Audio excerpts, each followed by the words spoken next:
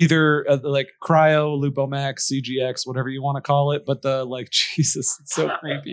The Shrek mask for the is love so of God. creepy. There it is. David is now wearing a Shrek mask. Oh, hell yeah. I don't think I can talk through that. Nah. It's not just a Shrek mask, but it is the ugliest looking Shrek mask you've ever seen. If Leatherface made a Shrek mask. In my old Kentucky home.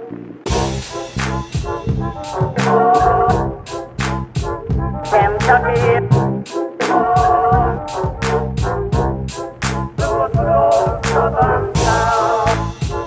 Hey everybody, welcome to another episode of Kentucky Commons Radio Hour. I am Michael Moeller, joined tonight by John Renane. Hello. And David Satterley. Meow. We are not at Brewgrass Homebrew Supply in Louisville, Kentucky. We are instead at DSSOLVR Brewing in Asheville, North Carolina, joined by one Vince Tursi and Mike Semenec, co-founders.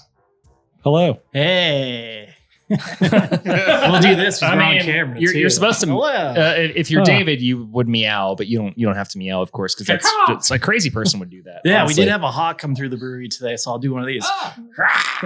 That's not the sound a hawk makes. It's better in my head. We are. That's good. Yeah. We are so happy and thankful to have kind of both sides of the brewery represented tonight, with Mike being the director of marketing, and then also Vince being like the head brewer as well. And we have all sides coming tonight for all the conversation. Yeah. One thing that we always like to do before we learn anything about all of y'all is just go ahead and share a beer with you. So we brought a beer to share. Cool. And David, why don't you introduce that beer? I've got a beer for you guys. Have you ever had a Kentucky Common? Dude, it's been a minute. It's been probably over 10 years. It's been since 1831. 1831. So this is a Kentucky Common from back home in Kentucky. This is out of Richmond, Kentucky. This is made by Dreaming Creek Brewery. This is by far my favorite Kentucky Common that's produced and canned. They do an extremely good job with it, from my opinion. So I'd love for you guys to taste this and share it and listen to what you think.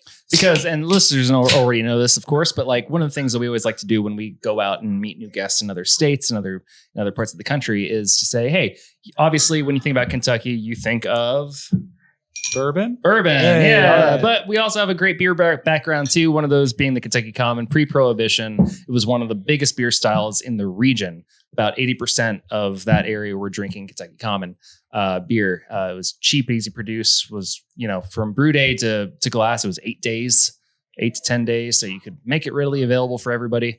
So it's always something that we like to share, just because it's a part of our home in the beer culture that we'd like to bring to light. So this kind of leans into like the dark cream ale. It's a little bit darker in color, but it doesn't have any of that heaviness. But the malty medium body kind of rounds it out. And it's more approachable than people think. Oh my God. Yeah, that's crazy approachable.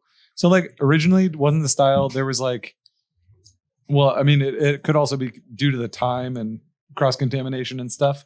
But wasn't it allowed to be a level of sour? So historically, there's some contention about this.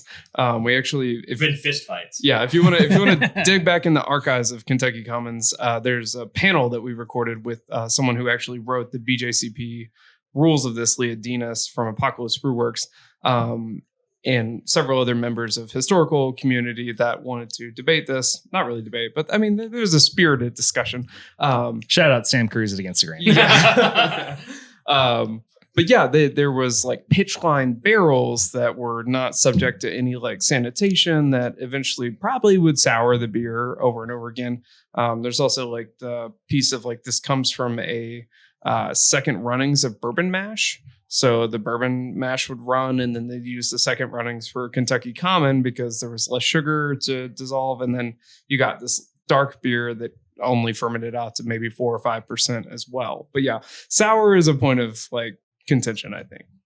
I think it was probably never supposed to be sour, but it probably often was. Cool. Yeah. But today in modern times, we can just go ahead and call it dark cream ale. Yeah. Hell yeah. Yeah. This is like crazy crushable. It's weird that because we produce cask ale pretty regularly, and we've got the hand pumps, and we do like a warmer serving temperature and super low carb. So it's as traditional as you can get, while still being current. But this on, I don't know why, but it really reminded like this would be Just awesome was on about to cask. say it would be great on cask. Yeah, it really would be. It's like hollering for it. It's like a super approachable Americanized ESB would be like That's- something. That is Great the first way to time put I've it. heard that. And that's a perfect synopsis of it. Yeah. Sweet. It's Yeah. good. American ESB. AESB. It's somehow less stupid than Cascadian Dark Ale or like Black IPA, so we're still fine. Yeah, American ESB. Let's go. So to that point, thank you all for inviting us into your home tonight. We are in the stairwell at DSSOLVR. I guess I will call it It's a the stairwell. mezzanine. We're outside the mezzanine. We are we're right outside the main offices here. Probably the first time we've ever actually done a podcast outside. And we have a note of questions coming in that we will share later on the podcast from some of the front of house staff here. I can't wait for that segment. But in the meantime, so it's just going back a little bit further. You all, I believe, met homebrewing in Boston. Is that fair to say, or maybe Yeah, that was part of the journey at least? So we met working at the same liquor store in Boston. So actually, Circa Oh man. 2010, 2011. Somewhere in there. So I don't So think we were before 20. graduating. We were 20 and 21. It was like just freshly 21. Yeah. So the reason that we both got a job at the liquor store was for a discount on liquor. yeah. So And a Yeah. mutual friend of ours both got us the job there. We were like, oh, cool. And then he immediately got fired. It just sucked doing the job.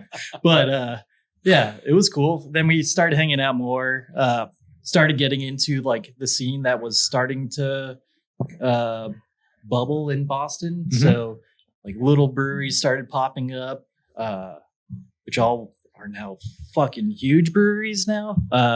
But like when they first started, it's like, oh, well, this is a little tiny place. It seems really cool. We'll go check it out and then see if we can get some of this at the liquor store or something. But yeah, started really getting into it.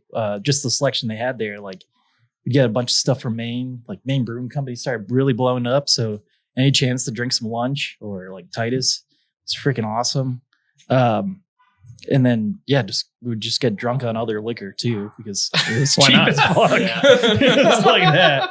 yeah, What- was it something like 30? what other Yeah. liquor were you drinking then? Oh, man. Mostly like fucking Sleeves Fireball. I of knew you were going to Fireball. say Fireball. Yeah. Well, it's like it was $1. We up in New England they call them nips, but most people call them airplane bottles. Yeah. The little tiny shots essentially of liquor. But you know, most people were paying $1 for that. We would pay 50 cents for it. So then we'd buy like a sleeve of them and then hit the town after a shift and just get blackout for no reason. Yeah. But when we weren't doing that, we were drinking a lot of craft beer. It was like And- before mix packs were really like a thing, or like right when Sam Adams started doing mix packs regularly. Yeah. Like Dogfish Head was still in like the bigger bottles. Mhm. all it was, bombers. all craft was bombers at the Yeah. time. So if you wanted to like try, everybody had to buy a 6-pack and then you would all trade beers. So that was what we started doing. And then we would go to the craft beer festivals because we got free tickets. Yeah. And it Beer was Advocate like- was really hitting hard at that point too. Yeah. So it was cool. We'd get free tickets through the liquor store here and there. We'd be like, we got these silly tickets. Why do you guys want to go? It's like, yeah, fuck yeah. And then got really more into it and then started talking to a lot of the local brewers and stuff about like how they started and stuff. And it seemed like a majority of them were like, just fucking did it. I'm like, oh, that's cool. Were there any like specific ones back there you guys were talking to that kind of stick out as the people Yeah. who made you think like, hey, these guys are doing this. Like Oh, this could be something we absolutely. could do. Yeah. Or who were just encouraging as well. Absolutely. So Will Myers at Cambridge Brewing Company. I think the brewery is older than I am, which is a crazy, it's like one of the first breweries in Boston. But I reached out to him and I was like, hey man, brewing seems cool. And he was like, it's not. And then like 2 or 3 weeks later, I got an email that was like, hey, if you want to come and help out on pumpkin processing day, because they do a pumpkin Oh, every year. God damn it. So I was like, yeah, cool. I'll show up. And I showed up and I processed for like the last hour. And then he shot me this really long email that was like, hey, I never really share this with people, but you showed up and that's step one. And he gave me this really long list of like, read every book you can, volunteer at a brewery, like find out if this is actually something you want to do. And then the last thing was don't talk to me again until you homebrew for an aggressively long time. God. And just like figure out what you do and don't like. And so we did. We brewed like madmen. So I bought a beer kit and then we started brewing and I made the worst beer I've ever made in my entire life. And then You would hope the first one would be the worst one, but dude, it's it okay. was so bad. Still to this day, I've Did you never had. drink? Yeah, that was. I was like, involved it was at that a point of ego. Like it's not that bad. He made that separately, and I also made a separate, really bad beer. It was like Mr. Beer Kit first Oh beer. yeah, I spilled half the wort on the stove to begin with. I was like, that's how you lose your college apartment, like Yeah. whatever. deposit. Yeah, your deposit. Yeah, it came with plastic bottles too. I'm like, this is gonna taste great after fermenting in plastic and then bottling, conditioning in plastic. And I was like, yeah, you just get a plastic beer after all that. Yeah. So delicious, so good. Whoa. It's funny. What year would you say that was? So it's probably like 2011, 2012. And then we started aggressively homebrewing in 2011. Aggressively homebrewing, I think is going to be the Yes. title of this episode. Yeah. Well, It and, was. and that makes sense based on what I've heard because you all had a great homebrew club available to you there, Yeah. where you even had a Solera program. Yeah. We actually still have 2 of the kegs from it. But yeah, it was the Boston wort processors. Yeah. And it churned out people like some of the people from Trillium came from there. Some of the people from went to Cambridge Brewing Company from there and then went on to do other things. Charlestown Fermentory came out of there. It's my favorite brewery aside from Munkle in Charleston. Oh, hell yeah. But it's I'm sure there were others that I'm just not for some reason thinking of right now. But it's like crazy. You can trace back so many breweries to that homebrew club. It's wild. And you were just homebrewing in the basement. Yeah. We brewed every weekend for a year, at least 15 gallons. So we brewed like pretty close to the legal limit of beer for Massachusetts homebrewers, that was the point where I was like, okay, we're just going to do this. Yeah. If we want to stay out of jail, we have to get a license at this point. Well, anybody and their mother, it was like, we'll cater your art opening. We'll cater your like pre-party for whatever. We'll cater. We'll bring like, are you having a pool party? I don't know you, but I'll bring beer. Yeah, it was cool. Yeah, we homebrewed so much it was originally, he was living in this house with some other folks. We brewed so much there that they were like, we got to move out. We're done. And they all moved out and we moved in and just kept that going. Amazing. It was a pretty sick spot too. It had a backyard pool. There's an in-ground pool in the backyard. And that just made for like epic parties. We just had a bunch of homebrew and stuff. Like we literally had like the Bissell brothers from Maine coming down and all these other folks like hanging out with us. Just like we were just homebrewing at that So time. you cared so much about homebrew that your roommates moved out. More or less. They Yeah. didn't care. They did were not like, care. You're fucking up my schedule. You guys here. are You guys- drinking a lot. It was like there was like a scale of just like, oh, this is really cool.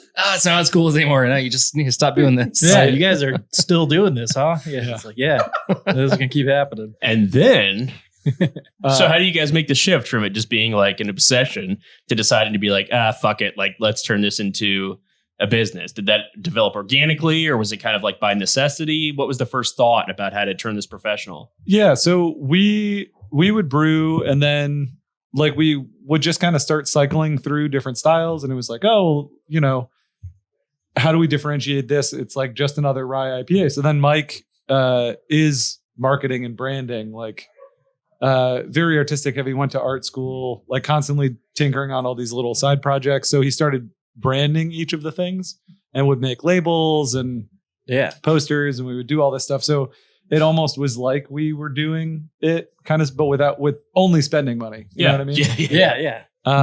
So I was in IT. I was an auditor for the internal side of the executive branch of Fidelity. Holy shit. Yeah. A significantly different career.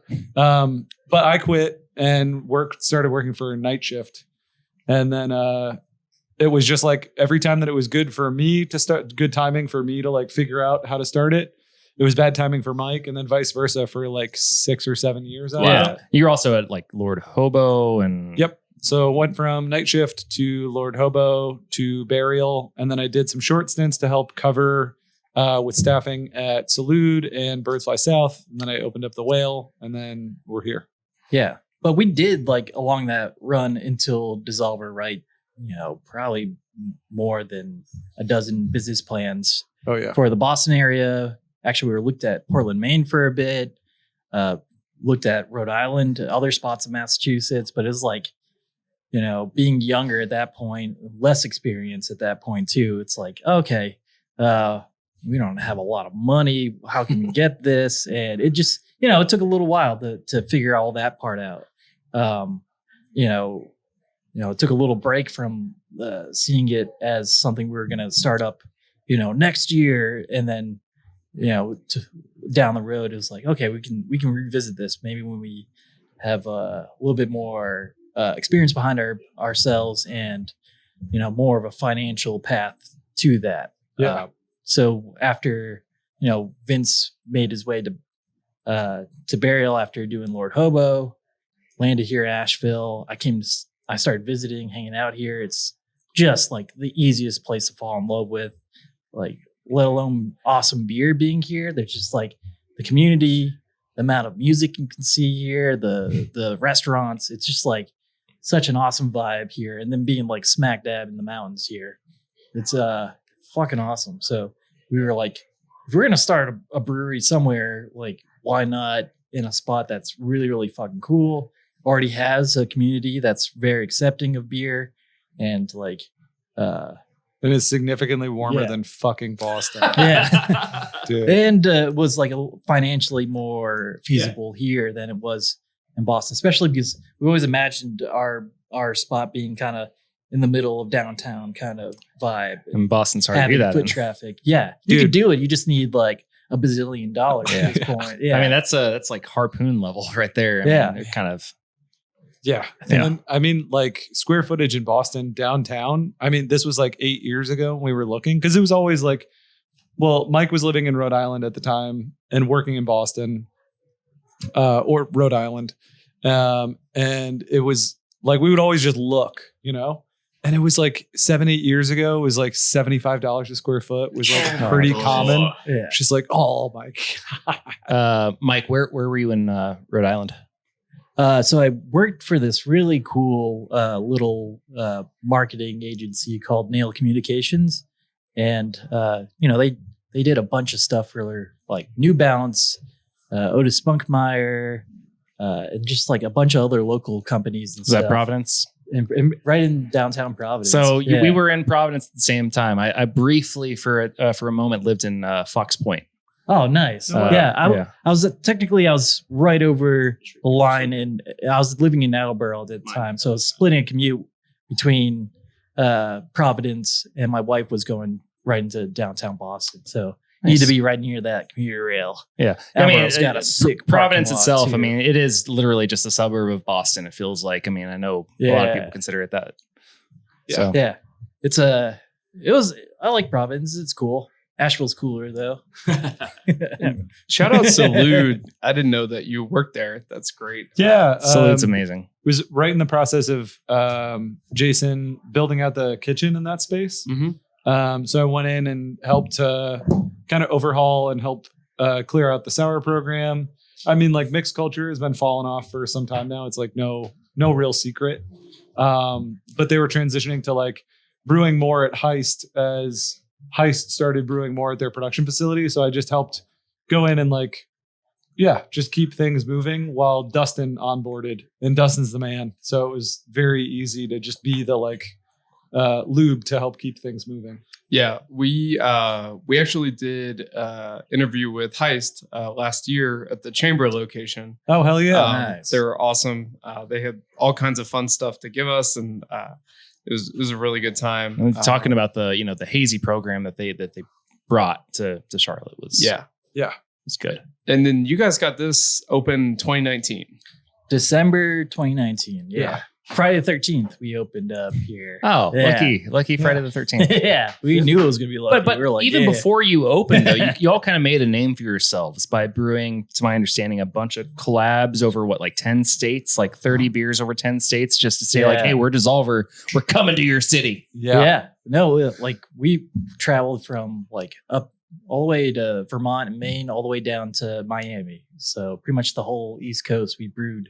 It was wild. I don't know if we hit every state along the East Coast, but we hit a good number. What were those conversations like? I mean, obviously you had been brewing for a little bit at that point, so you made some connections, but like when you were setting up these collabs, please and say, hey, please let us brew with you. we're not new. we're not open yet, but we will be soon. That's perfect. A couple of them were like just good friends of ours who was in this industry. It's really easy to kind of get caught up, and a year or two will pass and you won't see somebody. So one, we had the ability to travel, and it was like, hey, we'll come to you. Things are going to get crazy for us, but we'd love to see you before we, officially move down south and start things up.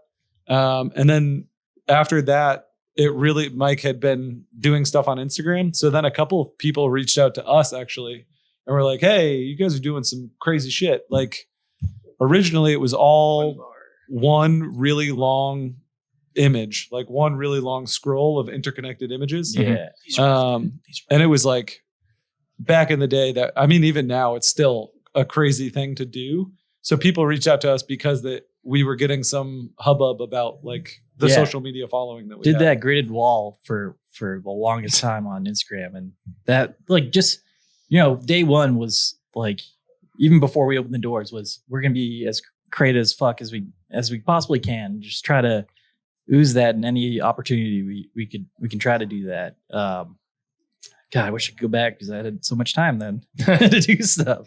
But it was like such a fun project to do that, and like that alone, like the Instagram platform is super fun to work with, and it's been where we've been able to like pull in the most like kind of following for our brand.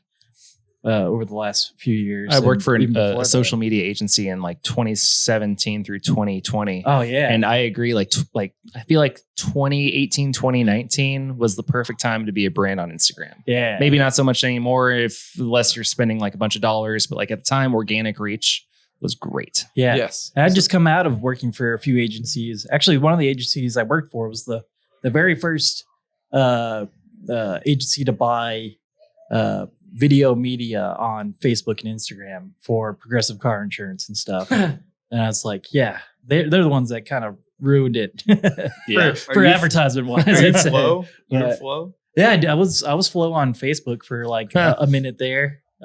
Me and a couple of writers, I get to do that. You said like if you could go back in time and just have more, the time that you had back then. Yeah. If you could go back in time, or if you could talk to people who are opening breweries these days, maybe wanting to follow the model that you guys have established. Yeah. What do you think that is the most important thing to show about what your brand is? Because we talked about this a little earlier, but everybody tastes with their eyes first. Yes. Even before you can possibly drink a beer, you're going to look at it first.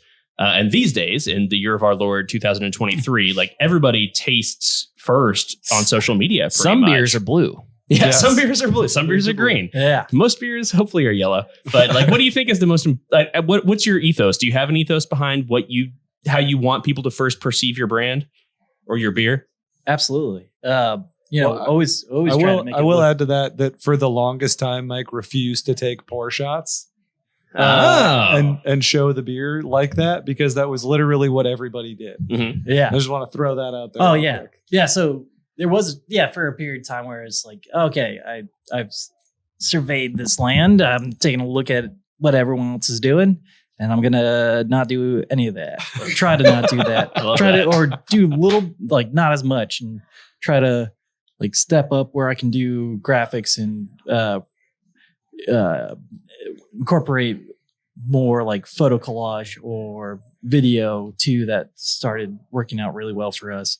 But like, that main gridded thing was like kind of a different take on, because I'd done like some projects like that for other brands throughout my agency work and stuff. And it was cool, but it was always like, oh, this is just kind of more like, it didn't work as like an individual, like kind of posting kind of thing. Like it'd be like, oh, this is like, what is that, toes or something? I don't know what this is. It's abstract until you like punch into the feed.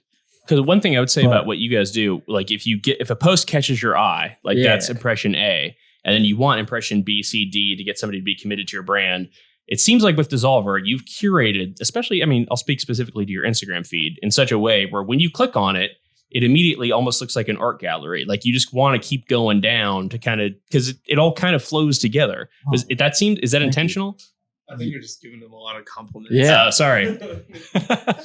Super intentional. It used to be like That's intentional for It sure. used to be super. It was super like curated and figured out that way. Now it's definitely way looser because I kind of went insane after doing that for. I think I did that project for like 5. It was 4 over or 5 3 years. years or It was something over like that. 3 years Because for sure. I started it before we opened, and then I kept it going, and I was like, Like every year he'd be like, I Kept it must going. stop. Yeah. And everybody was like, you cannot stop. And he was like, okay. and then we announced we were gonna expand the space here. We're building out the space next to us. We're so close to opening a space in Durham. That'll be a nice, beautiful tap room there. Super stoked for that. But it's like at that point I was like, I can't do like connecting pieces and shit. My brain's gonna be fried between that and figuring out layouts. But yeah. I would say to get back to the original question, like what should people do is be you, like be unapologetically Yes. yourself. Definitely that. Because like I feel as if you can view a brand and see that it's not necessarily like the people. Yeah. And there's nothing against like hiring an ad agency or marketing agency to help run it. But if it doesn't seem genuine, there's almost always this very strange level of disconnect. Yeah. Use Use less vowels. You don't need them. I don't need to call all of them. But Fight now, today, here. Yeah, get them out of there. But yeah, it was just like, just try to be genuine to what you're trying to do and stuff. Like, there's definitely some approaches where you can be like, more about where you're from and stuff. And I feel like most of those have been gobbled up. Like there's going to be like, there's an Asheville brewing company. There's going to be a brewing company for every town that's named after it. And that's cool. But it doesn't work for everyone. It's like, we can't be Asheville Brewing Company too. Like Number two. Yeah. This is actually just they won't like a they won't Korean, see like, it, it's dude. just like a Korean restaurant. Yeah. Asheville Brewing Company number 2. Oh man, back in the day, I used to this place called Food Wall too, and that was pretty sick. Yeah, but yeah, so we threw in the hat like all our interests and what we like, what we like from other places, and just like what we like media wise and brands and shit that resonated with us, and kind of threw that into a hat, and Dissolver came out on the other end of it, and started making, started with the brand kind of thought, and then started making imagery off of that later, and that was a lot of fun because I was like, oh, finally, I'm the director of art. I don't have to listen to I'm the someone director now. else. Like I did spend like probably the better part of the last 8 years listening to some older dude like, you can't, no, that's you got to make a weird meme or something for this brand. And, Like, and that's Vince, not funny at all. Vince said it too. I work in IT. That is IT to like a nail. Like Yeah. that is what you listen to somebody else tell you what you Yeah. should be doing, especially in the auditing space. Yeah. That was when Vince had no tattoos that you could see on his body. He would just get away. His angst was like very aggressively colored shirts. And he got in trouble for that. He was like, you can't wear fucking bright shirts in this office. You can't wear a salmon shirt. Yeah. Oh no. Yeah. Pretty sure they called you a piece of shit for wearing a salmon shirt. Like, why are you doing that? But, channel our salmon shirts into branding and stuff. And just had more fun with it. Got especially with Dissolver as a brand. I didn't want to pigeontoe us into just like one distinct style. I wanted to kind of have free reign to dip our I keep talking about toes, but dip our toes into different kinds of looks and feels. So when I finally landed on like kind of our tagline, which is brewed until surreal, it's like, fuck, that's what it needs to be. It needs to be like this surreal vibe where I can get away with like doing some heavy metal shit one day. Next day it's like kind of light and poppy. And then that also worked out for our like kind of ethos of like how we should approach beer and stuff. It's like, you know, Yep. we always knew we were going to be a company that wasn't going to be totally locked down on flagships and stuff. We wanted to like explore as much as possible and brew, you know, if we were going to brew the same thing, we're going to tweak it. We're going to adjust it. We're going to find that like surreal path. Yeah. If you But will. I think again, it's like don't pigeonhole yourself. Give the brand enough room to grow, and like repetition. I adjusted. I'm so sorry. Repetition is not necessarily always a good thing. Like, I don't know, the way that purchasing power is moving, people are, you know, FOMO is really real. So they want a new brand, and it doesn't necessarily have to be like dramatically different, but Hazy IPA opens that up quite a bit because you throw like one or two different hops and it kind of, it is a different beer, but it kind of isn't. Lagers are very similar. Like you can't really get too crazy with a lager. But you can kind of mix and match and keep making all these different brands. And as long as you have your, like, from a technical standpoint and from a branding standpoint, you tweak a little bit each time until you can like learn and move and see what does well and what doesn't do well, both from a branding and sales and from a production perspective. So by like not being super specific or be incredibly super specific, like there are breweries that make like 2 beers, like cool, do that. And then you're going to crush those 2 beers all the time. Mm-hmm. But if you try to be somewhere in the middle where it's like, we only make 10 flagships, like I don't give a Only shit. 10 flagships. Yeah. Yes. You know what I mean? It's just not as exciting. Does that work in America? Like, so the 2 beer method will work in Europe. You know, you can make these 2 beers from the region. Yeah. But in America, I mean, you got to have that variety. I think you guys are extremely innovative. I mean, there's literally Jello shots sitting on the table. So, Yes. but Are you trying to say you want a Jello shot? maybe Yeah, you can do a Jello. I'll do a Jello shot with you. we can do that. Yeah. All right. So we started making hard seltzer because like it's You one have of to. you have to these days. It's like having a gluten-free option it was a very conscious decision. So we started doing cider first, and we had kind of always been doing cider since like day one, but we were like, oh, well, we're going to do natural funky cider. And as soon as we started releasing it, you could see the tickets went from an average of like 1 round per party to like 2 or 3 rounds. And it's always that big group. And so it would end up being like a group of 8 that would stay for 3 beverages versus 1 because somebody was gluten intolerant or gluten free or whatever. So then it was like, oh, okay, well, what if we do seltzer? And then now we have like, I think it's always at least 4 gluten-free options. And then some friends of ours at Two Tides Brewing, like really paved the way for quite a few people in terms of like what's happening with seltzer right now. So they started doing like Jello shots and helping us like tweak how we do the slushies and stuff. So all of those are seltzer based. So we make a really high ABV seltzer and then use that as the like slushy fuel is literally what we call it. Yeah. Yeah. We would never sell it except to Mike's mother-in-law who loves it. Yeah, she fucking loves it. She just drinks vodka on the rocks too. I'm like, every time she comes here, you got vodka? I'm like, no, we don't have vodka. But we It's do a have brewery. 16% Yeah. seltzer that tastes like gummy this. She's worms. like, Yeah. yeah, it's good. I need ice though. I'm like, fuck. So I mean, but it's wild that you talk about Jello shots and slushies and all that stuff, but also you're very traditional in the sense that you have cask ales, Yep. you've got the side pulls going on, like Yep. you are literally covering the entire gamut. I mean, one of the seltzers that you also do, by the way, is like a Baja Blast clone, so that's Yeah. cool. So like you are doing everything traditional and non-traditional. Yeah, Yeah. but I think that that's like part of the brand. So I think that if the brand wasn't literally defined as surreal, it would be weirder if we were doing all of these things all of the time.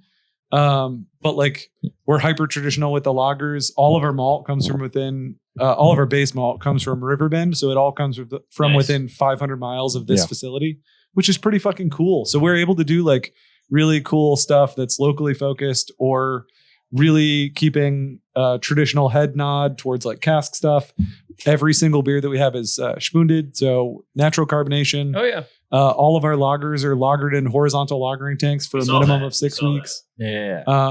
Like we do a lot of cool stuff that's super traditional, and then like that But we and like then to you just get say, fuck silly. it. And then you just say, fuck it. Like, yeah.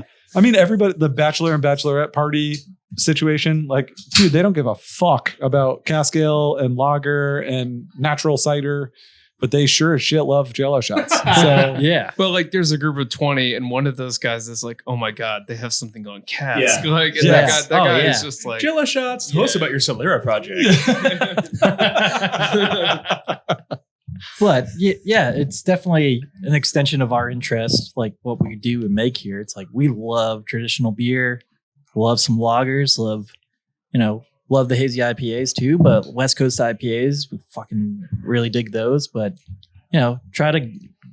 we don't like to lock down our palates into one thing. We want a range, so it's reflective. And then we get goofier and we see silly shit in the market. We're like, we can get down that silly shit too. yeah. Like also, I don't know if you talk to like the average person and you were like, oh yeah, Taco Bell has Baja Blast slushies. 9 out of 10 people are going to be like, I'll fucking try that. Yeah. You know what I mean? Yeah. As whoever it is, it doesn't really matter. So we'll ask you guys to talk us through tasting notes on your beer here in a moment, but let's knock these out. You guys want to talk us through let's some do shots? Let's do Speaking a of shot. blah Blah blah blah blah blah. blast. Ours is That's blah, actually blah, probably blast. better for the trademark attorneys. We Yeah. have these. These are Live Moss or Baja Blast Jello shots. Here, you So guys- we have and then we have this one's called Tiger's Blood. ooh, I actually haven't had one of these. Real I'm gonna do one of tiger's these. blood in it. No, I don't know. That's This like is a just Hawaiian red. snow cone flavor from I think back this in is- the day. Yep. This one's red. We've got our like really cool bartender Zane, also known as Zane Insane, making our Jello shots now, and he was like And trying slushies. and the slushies now. He's like kind of taking over that whole program. Yeah, And we're he's like taking a really competent like Jello shot bartender program. in his own right. Started here. Yeah, so he's like a mixologist. So he's taking this really cool bar approach, like cocktail approach to the Jello shots and slushies and stuff, and it's really bringing them up to this other level, which is really weird to say. Like, I mean, girl dinner. yeah, girl dinner, dude. I mean, Yeah. so Yeah. usually when I Girl would dinner take a slushy. Jello shot, it's like over the lips, past the gums, like look out, small intestines or whatever. But like, do you guys? Should I like no. You still got, like, you still got notes? yeah. Yeah, All right. I pinky mine first. I think you mine. Yeah. You gotta use the, you Oh, gotta use you the got it. tongue. A lot of people Use do. the tongue. I got Yeah. to tongue it. So, Tongue. all right. Cheers to Cheers, Jello Jello. shots. Cheers.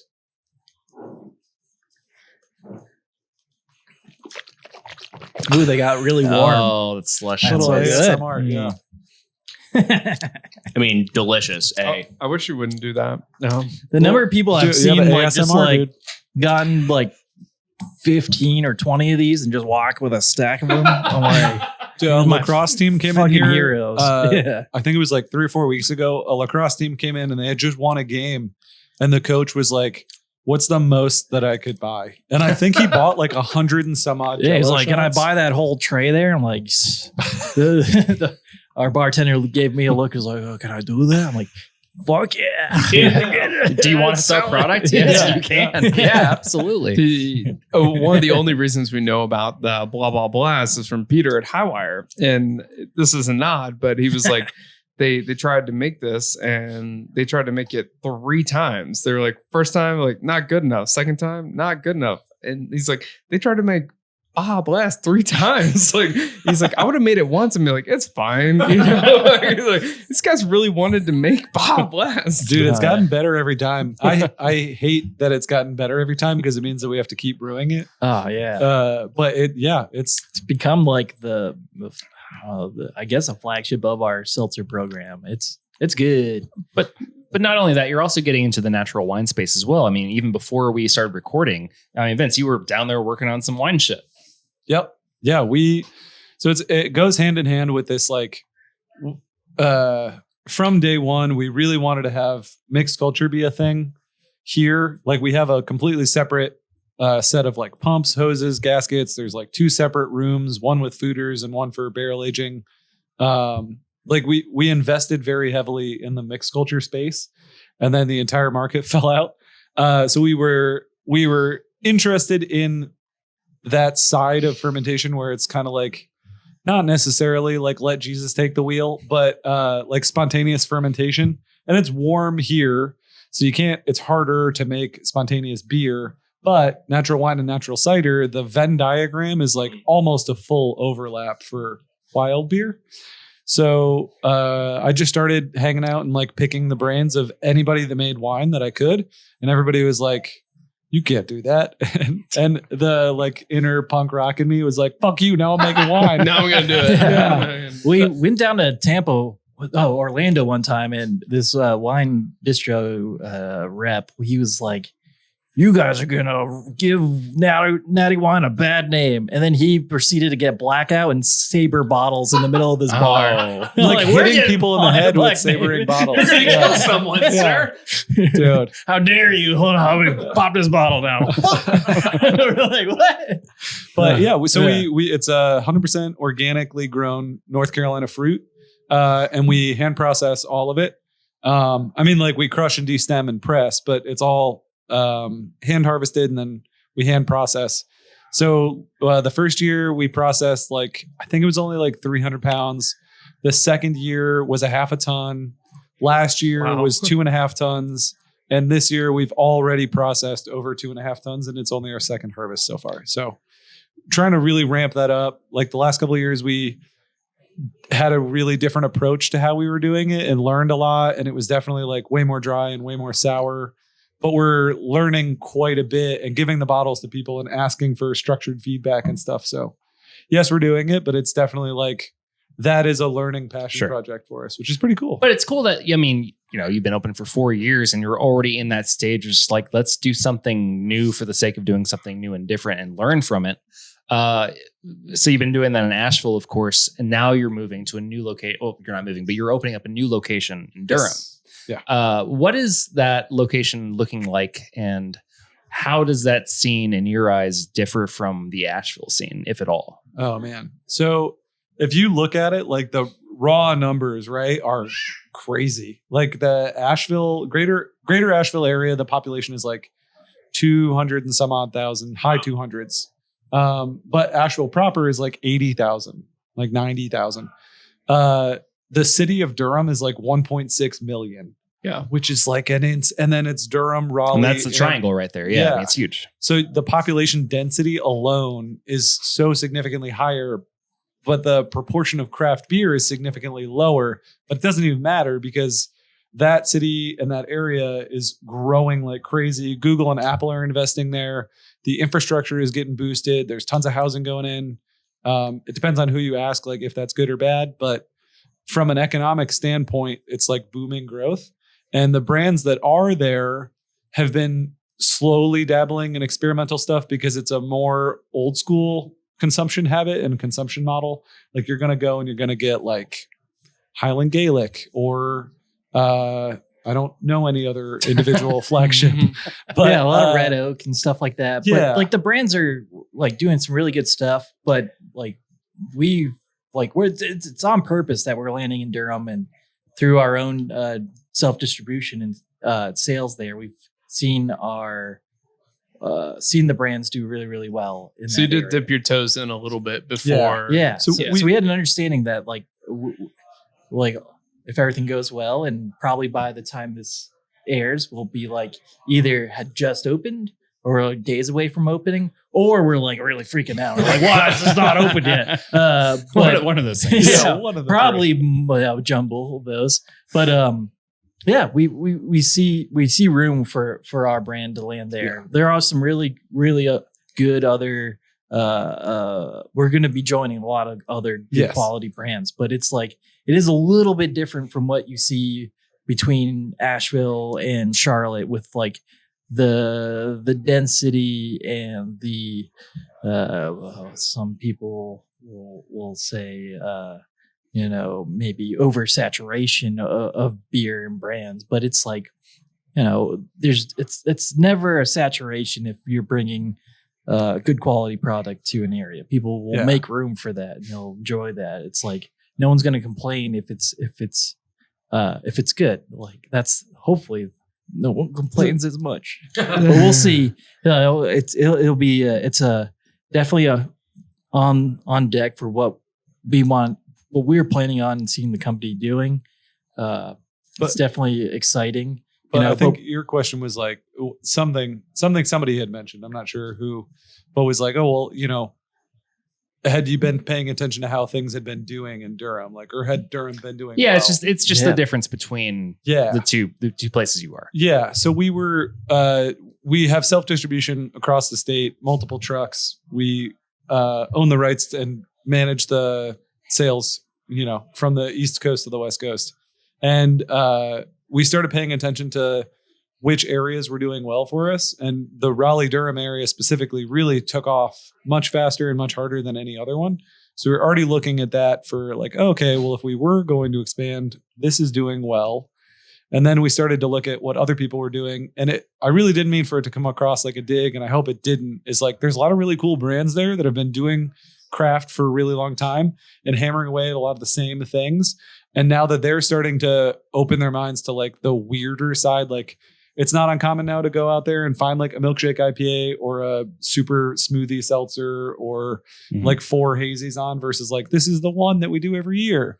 So I think that it's like a growing area with growing brands that are open, and it shows that there is a market that is open to the weird shit that we do. So I think it's a really good time to be there for us specifically. Yeah. And like Vince was saying, the number of companies that are building out there, especially like really like Fortune 500 companies investing in that area. And that's no mistake. The state itself is heavily subsidizing that area. So to attract a younger professional, a market out there to live. And, you know, that's, you know, our bread and butter is a younger professional that's got expendable income. Like they're going to enjoy our product, get our brand. And, yeah, we're just super pumped to get out there and open up. So if we're open, that part please come check us out if you're there. Yeah. We'll do the next podcast in Durham. Yeah, hell yeah. On the point of expansion, I think just over the years, seeing brands move into different spaces that aren't their home base. And this isn't meant to be a pointed question, but like, how do you, this space here, right, has its own vibe. It's got its own space. It makes sense. Like, how do you recreate that in a city that's, you know, several miles away? Like, how do you build upon what you've already done really well and make it, is it important for you all to be similar, or is it important to be different and local, or? Yeah. We're just taking our best. we're definitely taking our best stab at that, like trying to bring an essence of what's here to there. But it's like there's no way to really do it and match this exactly. Like even the building we're going to, it's a new build. This building is the opposite of that. This is a 100-year-old building here.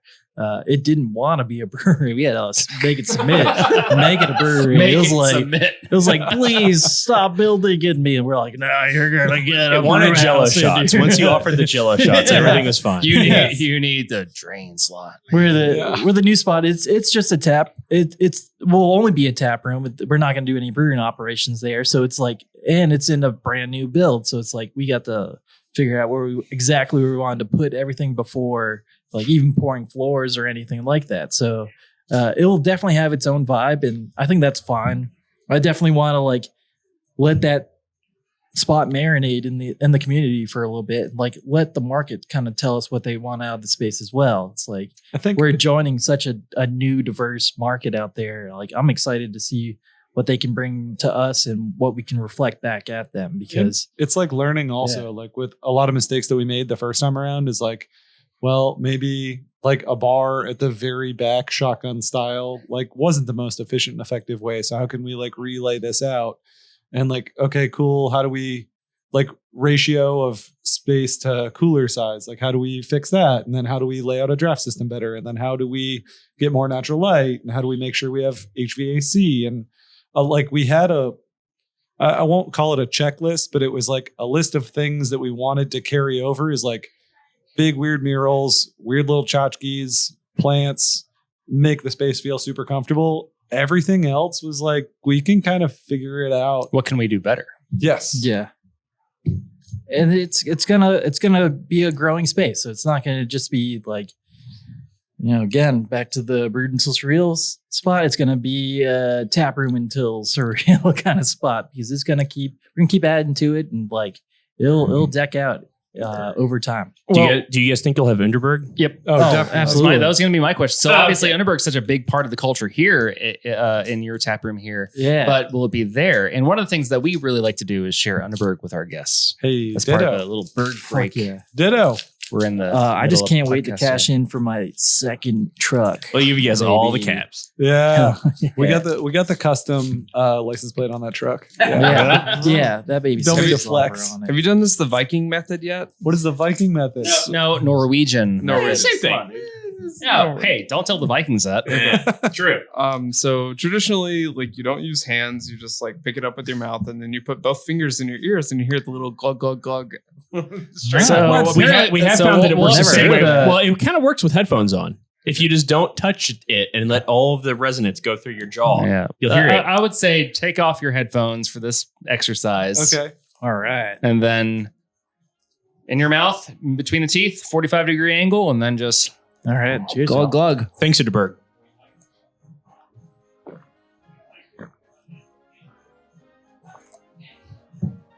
That was pretty cool. It's like a water faucet just dripping into the sink. Like a babbling Norwegian stream, Yes. a brook, or fjord. I feel babbled. It was the cutest little noise. What was your all's Going in my what ears was your there. all's tie into Underberg? Like, I mean, obviously it's part of this culture here at the brewery, but like, were you all aware of it before then? Fuck. Totally. Yeah. So up in Boston, it was I forget what they called it, but it was more or less like a bartender special. And like at any bar that you went to, it was like if you ordered a PBR and a shot of Fernet, if it wasn't free, it was like $3. And it was like the industry special. And it was just like, oh, okay, you work in the industry. So we wanted something like that. And Underberg kind of took off around here. Oh yeah. So The first time I had Underberg was up in Portland, Maine at this Yeah. really cool bar called Navari Res. If you haven't been there, get yourself there. It's a staple up in Portland, Maine. Have you been? I have not been. I am familiar with it, though, based on Yeah. based on sick. tell. Our, Yeah, it's sick. the bartender at the time was wearing one of the bandoliers with a fucking just loaded up with. I'm like, what's that? Mueller has a bandolier. Yeah. Immediately shoots Yeah. them out Oh, to us, and yeah, it's been a loving relationship ever since. Yeah. Because people need to have these. Yeah, I mean, I do feel a little weird if I drink and then not have one at some point. Like something's missing from my night if I've been drinking and I don't have an Underberg. your stomach's not settled. It's not That's so. it, yeah. I don't feel bright and alert. You know, You don't feel like you're representing 5 generations of excellence. No, aged in Slovenian oak. yeah, it's barrel aged, right? In Slovakian oak. Slovakian, thank you. But now that we've already had that and the Jello shot and Yes. the Kentucky Common, obviously Yes. one of the things that we want to do too is move on to try some of the beer that you all provided tonight. Cool. Also, I do want to say one quick more thing about Durham. Yeah. The biggest thing that we did was hire really good staff that's extremely malleable and gets what we're trying to do. Yeah. So we Sell don't Underberg. necessarily have to, sell Underberg. Michael. Yeah, sell Underberg and put little Underbergs and I Shrek mascots. do want to add. yeah. I want to add to that point though. It's like it's been really friggin' awesome since the get go. Like, it's kind of paid off with all the brand work and stuff we've done from the beginning because we were able to open and attract a really awesome pool of really, really talented people outside ourselves. Like the company does not run just because me and Vince are like here. Yeah. It runs because we have a really awesome team behind Might run us. in spite of us being. That's But, one thing like- that's actually really hard to actually impart or realize is that it's hard to open a business. It takes a lot of work. It's much harder to realize how to not work every day and to find other people to kind of come in. Do you all have an ethos behind that about who resonates with how you guys build brand? Culture starts from the top down or whatever. It seems like you guys are doing a great job of that based on these questions from the front of the house staff. Oh no! But is there an ethos behind that, or is that something that just happened organically for you all? Absolutely not. The first year was Well, we opened right into COVID, Yeah. so we immediately fired everyone we first hired. late. Jesus, Not We like didn't- that. We yeah. laid them off. And it was like there's nothing we could do about that because we literally shut down. It was like, we didn't get paid. I feel like we for the first half of the dude, year it was we really did it was really this. rough. Yeah. but I think that we learned a lot by like, oh, okay, well, we've fully burned ourselves out. So like that, we know what the limit is. Yeah. And then we came out of COVID and I think went the opposite direction where we started putting too much on other people. And then we were like, oh, okay, well then what up, Zane? That's Zane Insane right there. Hey, thank you for the Jello shot. But we started putting too much on other people and it kind of slipped also. Yeah. So then it was like, oh, okay, well then that's the other end of what not to do. So I feel like the last year or so, up until we started trying to also open Durham at the same time, got into a really good groove of like matching work to balance, I guess, work-life balance. Like you kind of have to reimagine what your job is because your job's not the same thing as it used to be because now you're a manager and a brewer and like a marketing thinker. And I think that it's been a waxing and waning. And I don't want to speak for Mike too heavily, but I think that both of us have gone through ebbs and flows of like bringing on other people and trying to put too much of what we really need to be handling ourselves on other people or not trusting other people enough to be doing those things. And it's like, which is the classic dichotomy of and it's I think it's always going to be an ebb and flow. I think it's just a permanent, if you can minimize those ebbs and flows, that means you're a good manager. Yeah. But I think it's always like you're doing too much or you're not trusting people to do enough. And I think and we've done I feel like the people we attract are like already really interested and talented folk. We're able to like progress them in their way. And I feel like a lot of people leave here and have other ambitions and start really cool things. So that's it's cool to see, but it's also like, oh, maybe I shouldn't have told them too much because now they're so cool and good and they do awesome things. That just means you did a good job. That's all. I mean, in the best way, but like I gotta stop teaching people anything. Like I were cut out of any information. Just blindly do this. But no, it's also like super awesome. Like we've all like Vince and I are both products of like being able to retain and see a future for ourselves outside of the companies we were working for. So it was always like kind of a plan. Like, yes, I love working for you at this point, but we have our ambitions to do a bigger project in the future. And I feel like we've always been pretty vocal to that, to the people we're working with. It's like, I love you guys, but this ain't a cult. We don't expect anybody to work here for forever. You know. So if you're willing to go above, you're willing to make. Hey, you want to talk about this beer? Double dry hop IPA. Cool. Okay, so Above was the first beer that Mike and I talked about actively making potentially a flagship IPA. So this is like very much a love child. And we have one beer that's Mike puts me as a naked cherub or cyborg baby, but it's definitely not a naked baby, TTB. It's not a baby. It's a little man. It's art. It's a little man. But we use that beer as a baseline to test out like new things like Incognito or a new hop product and see how it pairs up because it's a very stripped down base.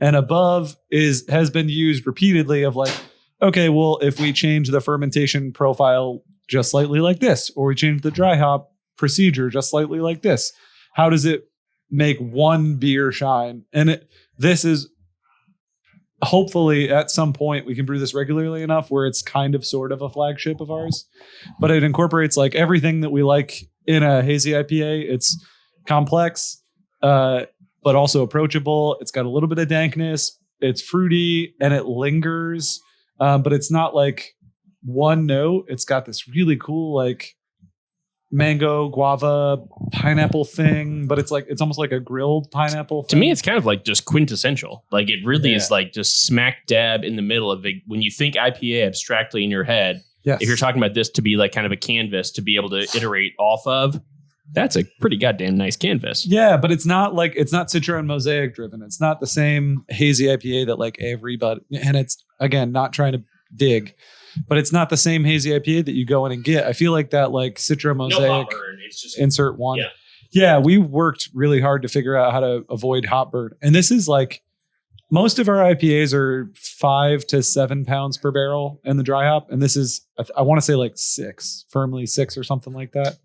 I mean, and if you're a fan of El Dorado, you have not one but two El Dorados in here. Oh yeah. So we started using either like Cryo, Lupo Max, CGX, whatever you want to call it. But the like, Jesus, it's so creepy. The Shrek mask is so creepy. There it is. The David is now wearing a Shrek mask. Oh hell yeah. I don't think I can talk through that. Nah. It's not just a Shrek mask, but it is the ugliest looking Shrek mask you've Dude, ever seen. if Leatherface made a Shrek mask. But we started messing around with the like secondary hop products for yield and for character of intensity. So we can really use like Citra or Mosaic, Cryo or Lupo or CGX or whatever, depends on who makes it, to dial up fruity in a citrus way or fruity in a mixed berry way with Citra or Mosaic respectively. But if you start moving into the other products, you can take El Dorado and use like a 60% El Dorado dry hop and just turn the bass up. You're not turning up the treble, you're just turning up a little bit of that El Dorado character. And it's not turning up El Dorado all the way. It's just really ramping up that specific like underlying weird mango guava thing the that best. El Dorado brings. I've heard those referred to as Algorithm. like lifting hops too, which is like Yes. when you said treble, it's like because Cascade, Columbus, Chinook, those could be like your Yeah. base hops. Amarillo, I mean, Citra does a lot of things, but yeah, that's actually a great metaphor. Yeah, that you got to was- think about it that's in great. Because like El Dorado sucks as a single hop. Like you can't have all treble, no bass. fact. Yeah. Yeah. So we try to use like some of the cryo stuff in a certain way, and then Strata is this really Strata rules, but it rules for a specific reason, and it's to like cream out the middle, and it provides this really like fluffy back character to any hop blend. And then Meridian rules. Meridian is like old school Simcoe without any of the bitterness. It's like white peach. So throwing in that like white peach on top of the guava and this like rounded creamy thing. This beer is like one of our favorite IPAs. The mouthfeel is Yeah. like spot on. Yeah. Like soft water, like you get it all. Thanks, man. Meridian is not something I'm super familiar with, but Dude, don't sleep on it. It's describing it as killer. white peach makes sense. Yeah. Yeah. It's old school Simcoe before then Simcoe got dank. There was like a brief period of time where Simcoe was like a flavor bomb, and then it got super dank, and then now it's back, but it's not old Simcoe. It's very anyway, Meridian is that in like a very harnessed way. It's pretty cool. So we've been asking a lot of questions here tonight, but we also just got a word from your staff who has some questions for you all as well that David just received via Post-it note just the, side of the roast. 45 minutes ago when we started the podcast. Oh, so no. David, what are the questions that the staff has? There are some for their questions. We ownership? asked you how you were going to recreate like kind of your vibe in Durham. But I think there's probably a good vibe here. So these are not my questions. These are questions from staff that are not currently working here at this present time. Okay. We sourced these beforehand. Okay. I'll start off with easy and we'll go from there. So the first easiest question, who do you think you are? Who am I? How dare? Who do you think you are? How dare you? That's what I think. How You think dare you This are- is how you know you have good front of house dare- staff. Well, I'm Mike. Oh man, that's a tough, Okay, yeah, I get that's a tough start. that's So a we'll tough- just go to the that's next a question. tough start. What gives you the right? What gives me the right? Oh man, How dare I? No. How dare I? Yes. I would say what countless sleepless nights, 8 years of this dream burning a hole in my brain, and running a business through COVID. Yeah. Those are my three things that give me that the right. gives you the right. It gives Yeah. me the right. This does parlay. We into- cried in this building before there was a walk-in cooler to cry Yeah. into. Oh, That gives me that's the right. it right we were there. crying before it was there. So yes. You didn't have the option to cry into a walk-in. Yeah. Wait, We what was we your had to blatantly parlay? cry in front of everyone. What was your parlay? Now I'm interested. What gives you the right? No one else is going to do it. I mean, so at the end of the day, the sun's going to burn out and we're all going to is there a meaning to life? I don't fucking know. But Wow, you know, okay. we're all here for a brief period of time, and what else are you going to do? Yeah. But that's what gives you the right. Hey, I like that. This is a joke for the off camera, but we are fucking nothing. Well, pretty much. Yeah. We're molecules bashing together, right? We're all just What's As that Carl Sagan Sagan would scene? say, That was like, what does hydrogen do when it has 4 billion years to sit around? Creates hazy fucking IPAs.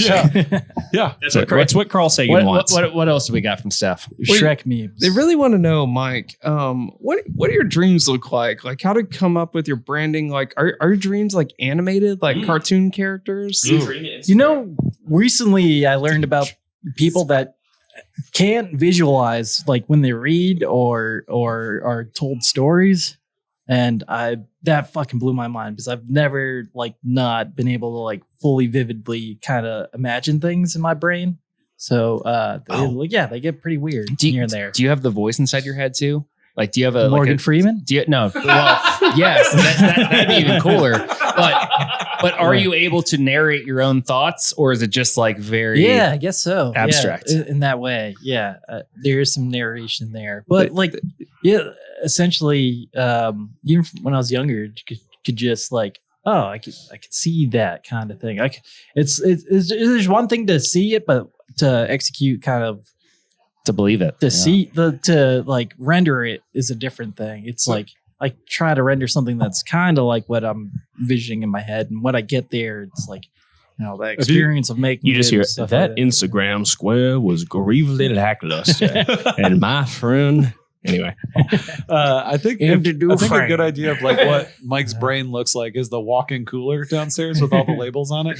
I think it's a very accurate depiction I love that. of what Mike's brain looks like. Or like, as long as I've known Mike, he's always had. Mike, do you have one on you now? Do you have a pocket sketchbook on you now? Oh no! This is the one time I As long as I have known Mike, there are very few things that he will keep on him, and a cell phone is almost definitely not in his fucking pocket. But like a small little sketchbook. He used to like cut up pieces of paper and then staple them together and have a cool little, like, he would make his own little sketchbooks because he would plow through them so much that it wasn't a financially J.K. Rowling responsible- method. Dude, it was pretty cool. Just So write books on the back of napkins. you don't want to see what's in most I of am them. You know what I J.K. mean? It's like Rowling it's like brain vomit, but it Yeah. was super cool. Like, he's always Good beer name. always been like doodling, and the like weird visual side of Mike's brain is like, it doesn't stop. So Mike is the John Ronayne of this group. That Easily. sounds like John is. I do vomit a lot. This question was specifically for Vince. Did Bush do 9/11? Oh wow. No, it was. This is not him. This is me, John. It was Cheney. Not Bush. the Saudis. Try to deflect He that, didn't- unless you guys want to weigh in. All right, He Vince, let's did- go. Yeah, he did not.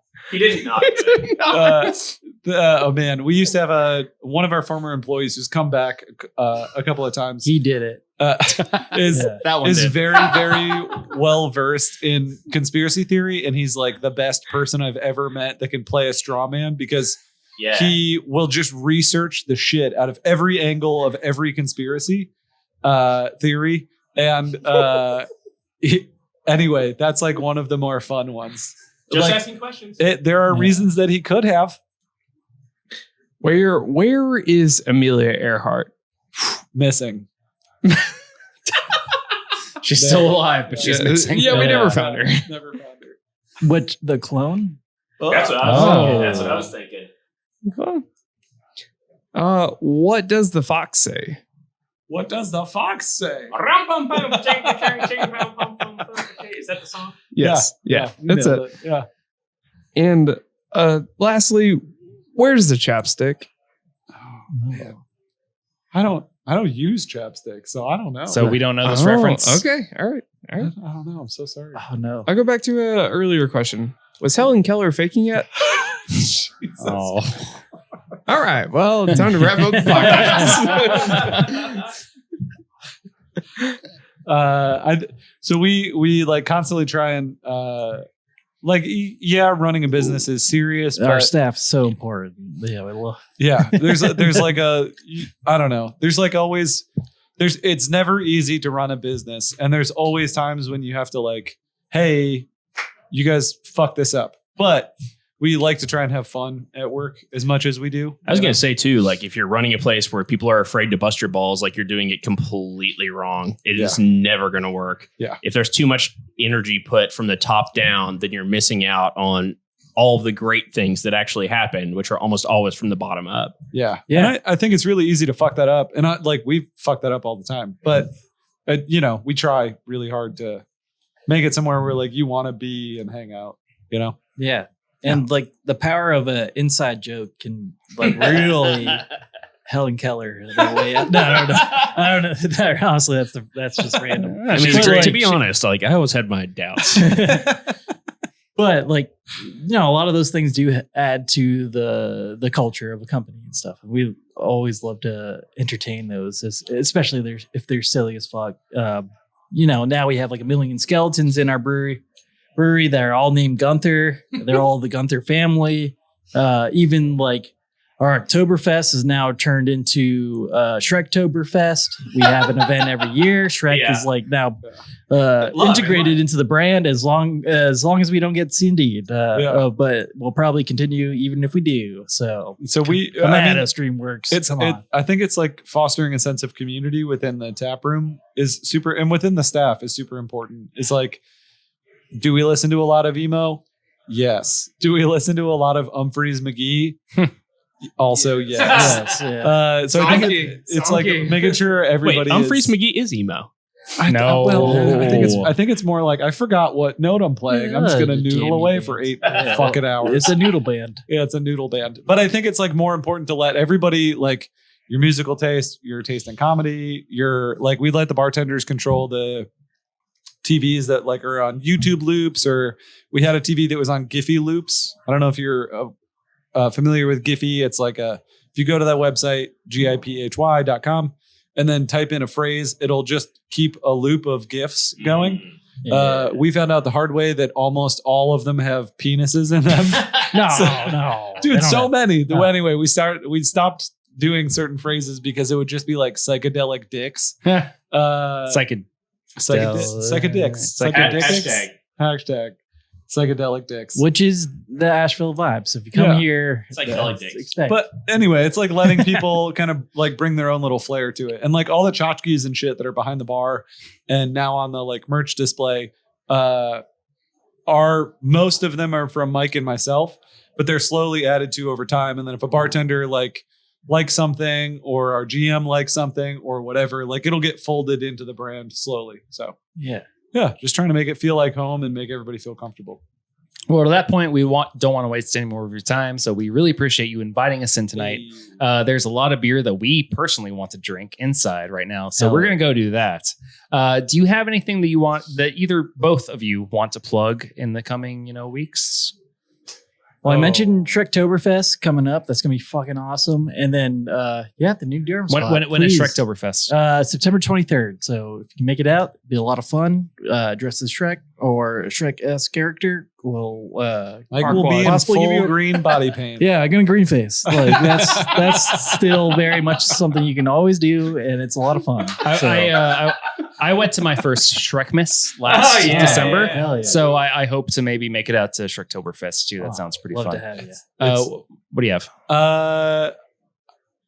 Our crew is doing some really cool stuff. We're going to be expanding outside of the beer realm fairly soon, and we're slow rolling a lot of the stuff, but I'm pretty excited about it. So just giving more people more power to do cooler, more fun things. The like beverage side of stuff is really going to start to expand, and I don't want to talk too much about it, but it's a lot of cool stuff in liquid form is coming very soon. So yeah. David, what do you got? You had talked about the bartenders taking a little bit of creative control. I right now hear White Reaper. That's a band from Louisville, Kentucky, playing on the radio. White Reaper rules. This last album, not as awesome, but the first album was fucking amazing. Crazy. Yeah. Amazing. The last time that I couldn't hear my right eardrum was from a White Reaper show. No so, way. Yeah. Sick. I love those guys. So great mantra. John. I'm just going to shout out the phrase, relax, don't worry, have a homebrew. And it sounds like you guys had your basis in some Papazian philology or philosophy. Dude, no joke. Charlie Papazian like came and spoke at our homebrew club like regularly. His nephew was the leader of the homebrew club. Yeah. Yeah. A lot of people take beer very seriously, as you should, but there's something to be said about just relax, have a beer, chill out. Yeah. Yeah, that's mine. On my end, I don't know, shout out Shrek. That seems cool right now. Yeah, Appropriate. Yeah, sure. Shrek the Third. You know what? Well, all of them are pretty good. And on that point, thank you so much for inviting us in. You know, we're gonna go drink some more beers and have some fun, but this has been good. Fuck yeah. Also, more people should drink cask ale and lager. It's Let's like a- do it. Oh, you're talking to some Catco. Yeah. Yeah. Let's go drink some cask ale.